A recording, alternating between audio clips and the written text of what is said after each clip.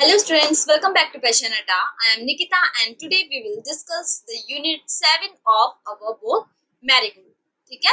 So, name of the chapter is The Giving Tree. Read the story. So, what is the meaning of giving tree? पेड़ जो कि कुछ देता हो. Giving means to give. कुछ देना, है ना? तो ऐसा पेड़ जो कुछ देता हो. तो स्टार्ट करते हैं with our story. How do you feel when you help someone? कि जब तुम किसी की हेल्प करते हो आप कैसा फील करते हो? How when you share your things with others? जब आप अपनी चीजें किसी दूसरे के साथ शेयर करते हैं तो आपको कैसा लगता है? Read this play to know how a tree feels when it helps a boy. तो हमें ये प्ले किस लिए पढ़ना है? ये देखने के लिए, ये जानने के लिए कि एक पेड़ कैसा फील करता है जब वो एक बच्चे को हेल्प करता है. So, let's start with our story. Narrator. Narrator कौन होता है? Who narrates the story. हमने पहले भी डिस्कस किया था. जो स्टोरी बताता है, जो कहानी कहता है, वो कौन होता है? Narrator होता है. Once there was a tree and it loved a little boy. एक बार एक पेड़ होता है और वो एक बच्चे से बहुत प्यार करता है. एक छोटे से बच्चे से बहुत प्यार करता है. Every day the boy would visit the tree and enjoy its company. हर दिन वो बच्चा पेड़ के पास जाता है और पेड़ की कंपनी को एंजॉय करता है. Tree. Come here my boy, come and climb up my trunk and swing from my branches. तो पेड़ क्या बोलता है? कम हियर, यहाँ आओ प्यारे बच्चे. Come and climb up my trunk. Trunk क्या होता है? मेन पार्ट, जो जड़ होती है जिसके ऊपर पूरा पेड़ खड़ा होता है. ठीक है? मेन जो उसकी बॉडी होती है वो होती है ट्रंक. ठीक है? तो वो कहते हैं कि यहाँ आओ. क्लाइंब अप यानी कि चढ़ना, कूद फांद करो, मेरे ट्रंक के ऊपर चढ़ जाओ. And swing from my branches, और मेरी टहनियों से झूलो, कि टहनी पकड़ के झूलने लगो. बॉय. तो बॉय क्या करता है? Swinging from branches. स्विंग करना मतलब कि झूलना. ठीक है? तो लड़का क्या करता है? ब्रांचेस के हेल्प से स्विंग करता है, झूलता है. Oh what fun. और वो खुशी से कहता है कि वाह वाह क्या मजा है. पेड़ कहता है, tree are you hungry, eat my apples. पेड़ बोलता है कि अगर तुम भूखे हो तो मेरे फल खा लो, मेरे एप्पल्स खा लो. यानी कि वो एक एप्पल ट्री है. ऑलराइट. ट्री. तो बॉय बोलता है ईटिंग एप्पल्स, तो एप्पल्स को ईट करता है. How delicious. डिलीशियस क्या होता है? शानदार, मजेदार, स्वादिष्ट. कि कितने यमी है, कितने स्वादिष्ट हैं. कौन? एप्पल्स. ठीक है? नरेटर यानी कि जो स्टोरी बता रहा है वो क्या बोलते हैं फिर? When the boy was tired, he slept under the tree. जब लड़का थक जाता है तो वो क्या करता है? पेड़ की टहनियों में या पेड़ के नीचे सो जाता है, छाया में. The tree was happy to give its shade. और पेड़ बहुत खुश होता है अपनी छाया देकर. किसको? बच्चे को, बॉय को. But time went by. Time went by का मतलब होता है समय बीतता चले जाता है, पीछे चले जाता है. बट जैसे जैसे समय जाता है, and the boy grew older and went away. और बच्चा बड़े हो जाता है. देखो, जब हम छोटे होते हैं तो हम अलग टॉय से खेलते हैं. जब हम बड़े होते हैं तो हमें कुछ और चीजें चाहिए होती हैं प्ले करने के लिए. जब हम और बड़े होते हैं तो हमारी डिमांड्स फिर हमारी जो नीड्स हैं वो चेंज हो जाती है. इसी तरीके से जब वो बच्चा छोटा था तो वो पेड़ के छाया में सोता था, पेड़ पर लटक कर झूलता था, पेड़ के मीठे फल खाता था, है ना. लेकिन अब वो धीरे धीरे बड़ा हो गया और जैसे वो बड़ा होता है वो वहां से चले जाता है. And the boy grew older. बच्चा अब बड़ा हो जाता है और वेंट अवे, वहां से चले जाता है. The tree was often alone. Often का मतलब अक्सर. तो अब पेड़ लगभग ज्यादातर समय अकेला ही रहता है. आफ्टर सम ईयर्स, कुछ सालों बाद, one day the boy came to the tree and the tree was very happy. तो एक दिन क्या होता है? बहुत सालों बाद एक दिन लड़का वापस से पेड़ पर आता है, पेड़ के पास आता है और पेड़ बहुत खुश होता है बच्चे को देख के, लड़के को देखकर. Come my boy, come and climb up my trunk and swing from my branches. तो पेड़ दोबारा से बोलता है उसे कि यहाँ आओ प्यारे बच्चे, मेरे बच्चे इधर आओ. And climb up my trunk and swing from the branches. कि जो मेरी जो मेरा मेन बॉडी है उस पर तुम लटको और मेरी ब्रांचेस पर तुम झूलो। तो बॉय कहता है I am too big to climb and play, कि मैं काफी बड़ा हो चुका हूँ लटकने के लिए और खेलने के लिए। I want to buy things and have fun, मुझे कुछ चीजें खरीदनी है और इंजॉय करना है, मजा करना है। आई वॉन्ट सम मनी, मुझे कुछ पैसे चाहिए। Can you give me some money, क्या तुम मुझे कुछ पैसे दे सकते हो? ट्री, तो पेड़ बोलता है I am sorry but I have no money, मैं माफी चाहता हूँ लेकिन मेरे पास पैसे नहीं हैं। I have only leaves and apples, मेरे पास तो केवल पत्तियां हैं और सेब हैं। You can pluck my apples and sell them in the market, pluck का मतलब होता है तोड़ना, खींचना, ठीक है। तो वो पेड़ बोलता है बच्चे को कि तुम मेरे एप्पल तोड़ सकते हो और उन्हें मार्केट में बेचकर पैसे कमा सकते हो। Then you will have money, और फिर तुम्हारे पास पैसे आ जाएंगे मेरे एप्पल्स को बेचने से। नैरेटर, फिर नैरेटर दोबारा से बताता है the boy happily plucked the apples and carried them away. तो लड़का क्या करता है, खुश होकर एप्पल तोड़ता है और उन्हें लेकर चले जाता है। The tree was also happy, पेड़ भी खुश हो जाता है। पेड़ किस लिए खुश होता है, क्योंकि वो किसी तरह उसके पास आया तो सही। But the boy stayed away for a long time and the tree was sad, और फिर से लड़का क्या करता है, बहुत टाइम तक उससे दूर रहता है और पेड़ दोबारा से दुखी हो जाता है, सैड हो जाता है।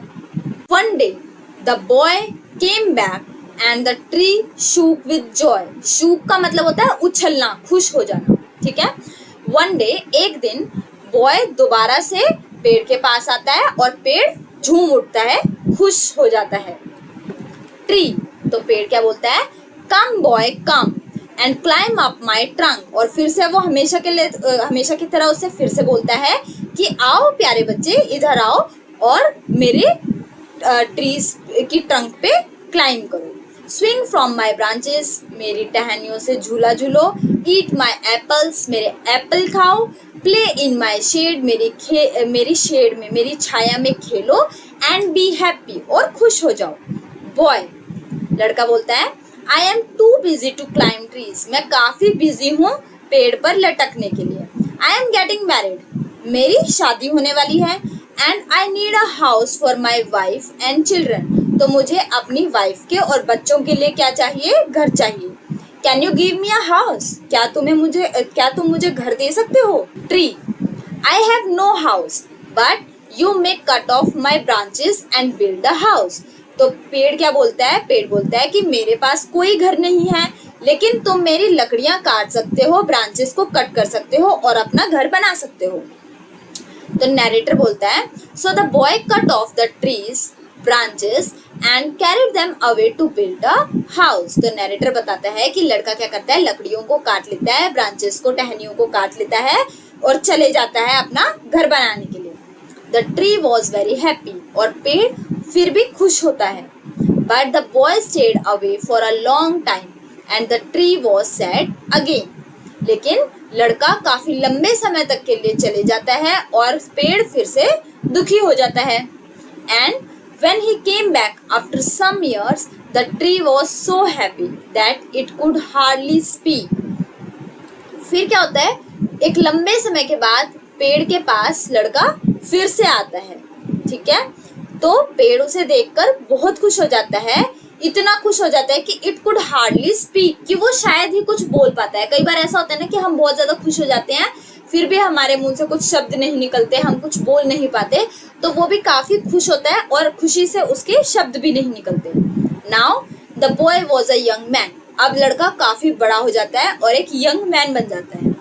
ट्री, तो ट्री बोलता है come boy come, what can I do for you. तो लड़के को पेड़ बोलता है कि आओ बच्चे आओ, अब मैं तुम्हारे लिए क्या कर सकता हूँ। यंग मैन, तो अब जो बॉय है वो कन्वर्ट हो गया यंग मैन में, ठीक है। वो क्या बोलता है, I am going on a business trip, मैं एक बिजनेस ट्रिप पे जा रहा हूँ।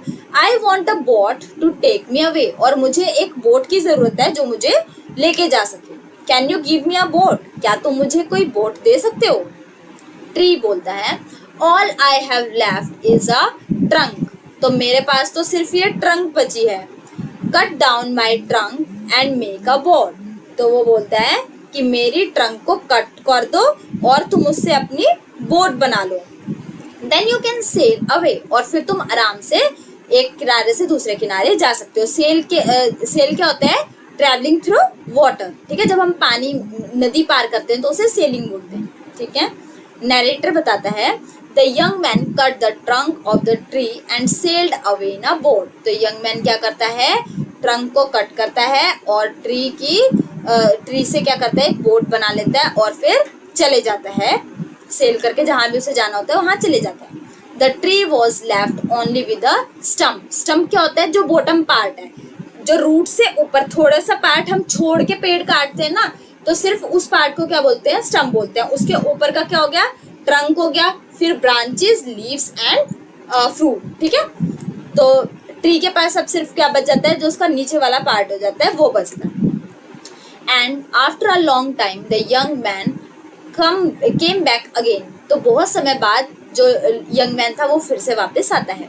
Now he was an old man but the tree recognised him. Recognise का मतलब होता है पहचान, ठीक है। तो अब क्या होता है?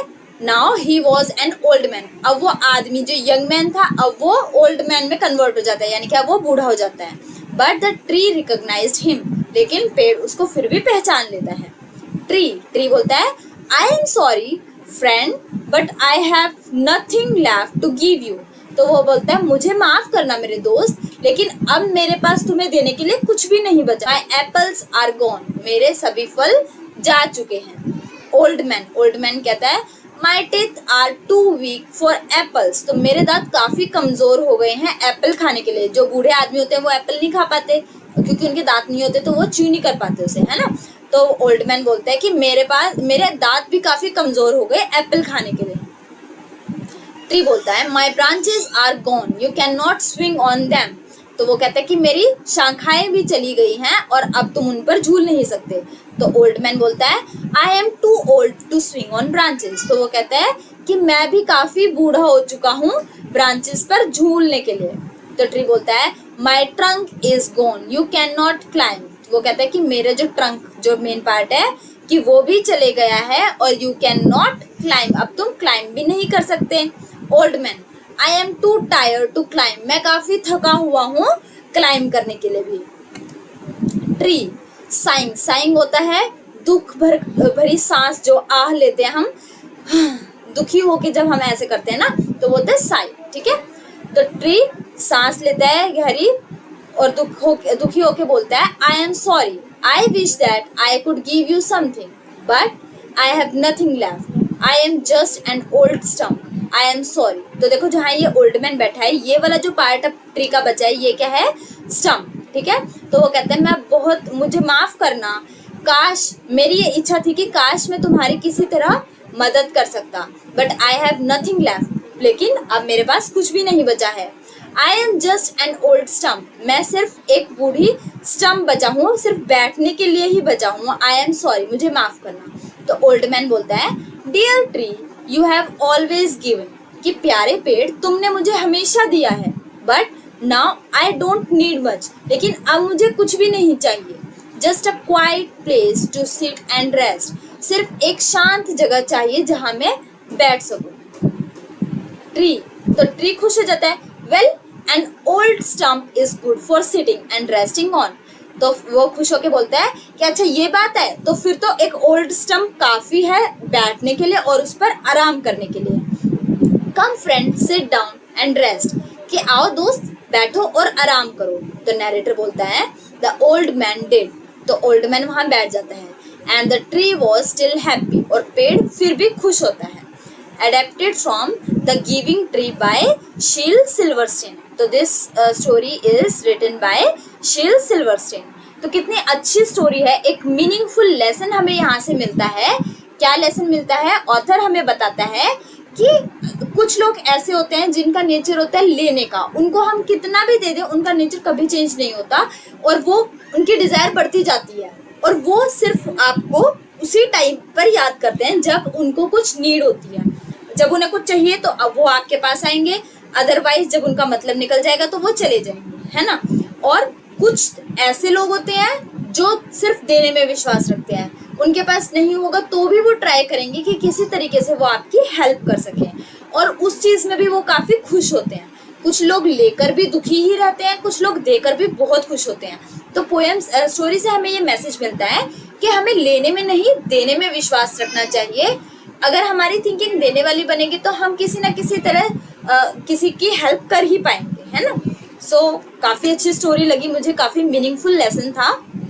न्यू वर्ड्स देखते हैं। स्विंग, स्विंग का मतलब होता है झूलना। Delicious, tasty. प्लग, प्लग का मतलब होता है तोड़ना। ट्रिप का मतलब होता है यात्रा, जर्नी। सेल का मतलब होता है पासिंग थ्रू रिवर और सी, ठीक है। स्टम्प, स्टम्प क्या होता है, bottom of the tree before roots. Recognise का मतलब होता है पहचान, ठीक है। तो these are our new words. So our story is over and we will discuss the back exercise in the next class. That's all for today. Thank you and have a nice day. And don't forget to like, share and subscribe the channel. Thank you.